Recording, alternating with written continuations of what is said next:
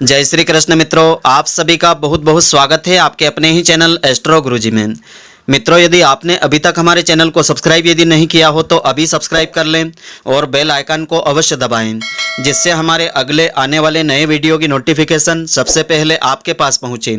आप नित्य नई नई ज्ञानवर्धक जानकारियां व नित्य का राशिफल हमारे चैनल से प्राप्त करते रहें। तो मित्रों, आज आपको हम बताने जा रहे हैं कि पितृपक्ष श्राद्ध पक्ष में भूल करके भी आपको 11 काम नहीं करना चाहिए।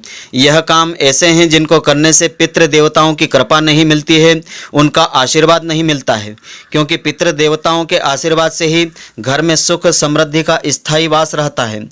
तो हर वर्ष पूर्वजों को तर्पण और उनके प्रति श्रद्धा भाव व्यक्त करने के लिए हिंदू पंचांग के अनुसार भाद्रपद मास की पूर्णिमा से लेकर के आश्विन माह की सर्वपितृ मोक्ष अमावस्या तक का जो समय होता है, यह पितृपक्ष श्राद्ध पक्ष कहलाता है। पूर्वजों को श्रद्धा सुमन अर्पित करने का यह महापर्व आरंभ हो चुका है। तो पितृपक्ष के दौरान हमारे पूर्वज पितरलोक से धरती पर अपने प्रियजनों परिजनों के पास आते हैं। ऐसे में पितृपक्ष पर उनके प्रति सम्मान और आदर भाव दिखाने के लिए उनके लिए तर्पण किया जाता है, पिंडदान आदि किया जाता है। पितृपक्ष पर श्राद्ध कर्म करने पर पितृ दोषों से मुक्ति मिल जाती है। तो पितृपक्ष में जब पितरदेव धरती पर आते हैं, उन्हें प्रसन्न करके फिर से पितरलोक में विदा किया जाता है। ऐसे में श्राद्ध पक्ष पितृपक्ष के दौरान कुछ विशेष सावधानी हमको रखना होती है। कुछ ऐसे काम होते हैं जिनको करने का निषेध होता है, वरना पितृ देवताओं का आशीर्वाद हमको प्राप्त नहीं होता है। तो सबसे पहला काम तो इस प्रकार से है कि पितृपक्ष श्राद्ध पक्ष में अगर कोई भी भोजन पानी मांगने के लिए आपके घर आए तो उसे खाली बिल्कुल नहीं जाने दें।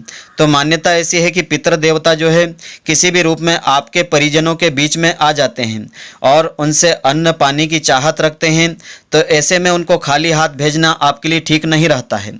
दूसरी बात इस प्रकार से है कि गाय, कुत्ता, बिल्ली, कौवा, इन्हें श्राद्ध पक्ष में मारना नहीं चाहिए, बल्कि इन्हें अन्न जल आदि खाने के लिए देना चाहिए।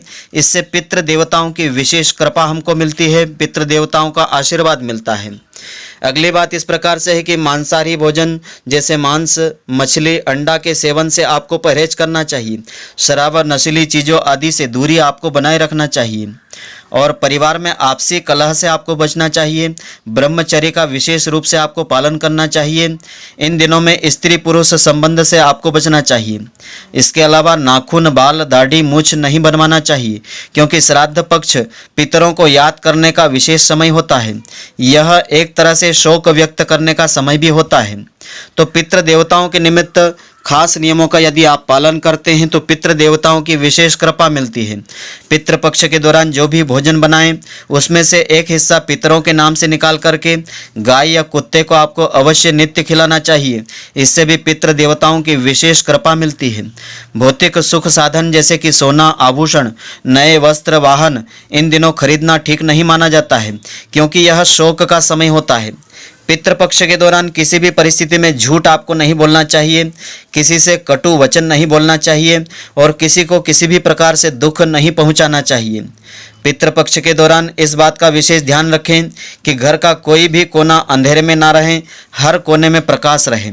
पितृपक्ष में कुल की मर्यादा के विरुद्ध कोई आचरण आपको नहीं करना चाहिए और पितृ पक्ष में विशेष करके भगवान जनार्दन पितृ स्वरूप में विष्णु देवता की पूजा आराधना आपको करना चाहिए।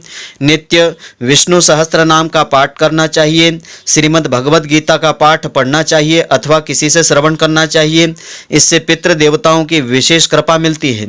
तो श्राद्ध के बारे में निर्णय पितृपक्ष के अनुसार इस प्रकार से है। ज्योतिष शास्त्र के अनुसार किसी व्यक्ति की मृत्यु पूर्णिमा तिथि को हो जाए तो उसका श्राद्ध भाद्रपद शुक्ल पक्ष की पूर्णिमा तिथि को करना चाहिए। तो इसमें दादा दादी, परदादी, नाना नानी का श्राद्ध करने का विधान होता है। और भरणी का जो श्राद्ध होता है, चतुर्थी तिथि पर भरणी नक्षत्र होने के कारण भरणी का श्राद्ध कहा गया है। भरणी नक्षत्र में पितरों का पार्वण श्राद्ध करने का विशेष महत्व बताया है।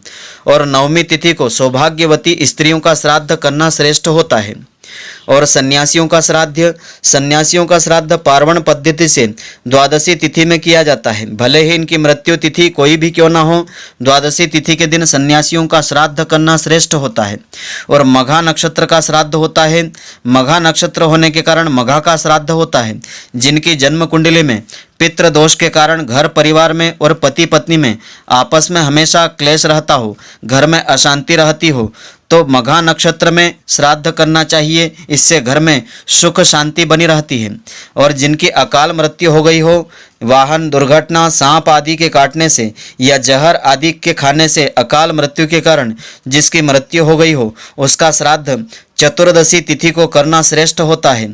चतुर्दशी तिथि में मरने वालों का श्राद्ध चतुर्दशी में नहीं करना चाहिए। किसी की मृत्यु की जो तिथि है पूर्णिमा को हो तो उसका श्राद्ध भाद्रपद शुक्ल पक्ष की पूर्णिमा तिथि को करना चाहिए। इसमें दादा दादी, परदादी और नाना नानी का श्राद्ध करना श्रेष्ठ होता है। तो मित्रों, आशा करता हूं कि आपको हमारी यह ज्ञानवर्धक जानकारी पसंद आई होगी। यदि आपको पसंद आई हो तो आप हमारे वीडियो को लाइक व शेयर अवश्य करें। धन्यवाद। जय श्री कृष्ण मित्रों, फिर मिलेंगे।